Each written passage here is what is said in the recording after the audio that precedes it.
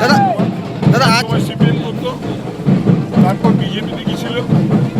আজ বিজেপি থেকে মনসা রুইদাস পাণ্ডবসর মুচিপাড়ার BLO 2 ছিল, তৃণমূল কংগ্রেসে জয়েন করল। বৈদ্যনাথপুরে নরেন্দ্রনাথ চক্রবর্তীর প্রচারে বিজেপি শিবিরে বড়সড় ধস।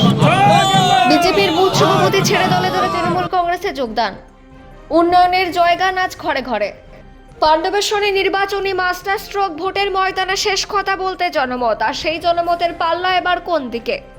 পাণ্ডবেশ্বর বিধানসভার বৈদ্যনাথপুর অঞ্চলে তৃণমূল প্রার্থী নরেন্দ্রনাথ চক্রবর্তী নির্বাচনী প্রচারে দেখা গেল এক অদ্ভুতপূর্ব ছবি। ভোটের হাওয়া ক্রমশ তপ্ত হচ্ছে পাণ্ডবেশ্বর বিধানসভায়। বিরোধীদের পায়ের তলা থেকে মাটি কি ক্রমশ সরছে?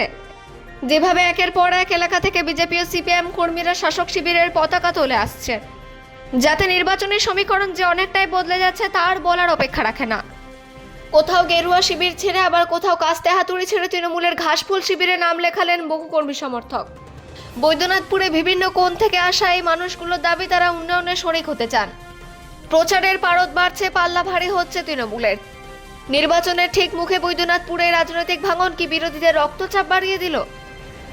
রাজনৈতিক বিশ্লেষকদের মতে নিচু তলার এই কর্মী ভাঙন নির্বাচনের দিন বড় পার্থক্য করে দিতে পারে। এখন দেখার এই জোয়ার ভোটের বাক্সে কতটা প্রতিফলিত হয়। পাণ্ডবেশ্বর থেকে অজিত মেসা, রিপোর্ট নিউজে।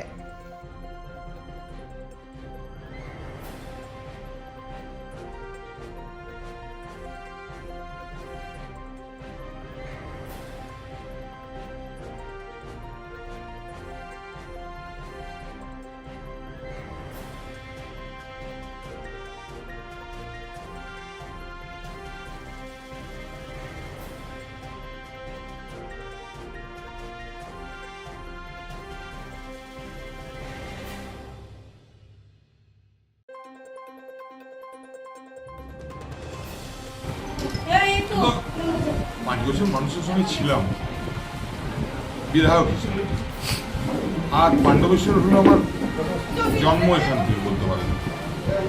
পাণ্ডবেশ্বরের মানুষ আমাকে ভালোবাসে, তো আমি বাড়ি বাড়ি ঘুরবো, পাণ্ডবেশ্বরের মানুষ সঙ্গে থাকবে না?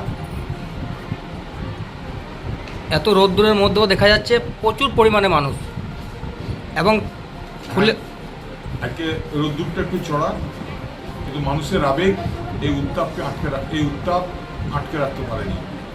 তাই মানুষ রাস্তায় নেমেছেন, মানুষ আমার সঙ্গে আছেন। আমরা একসঙ্গে পাণ্ডবেশ্বরের রাস্তায় রাস্তায় গলিতে গলিতে মানুষের কাছে পৌঁছেছি এবং তাদের শুভেচ্ছা আদায় করছি।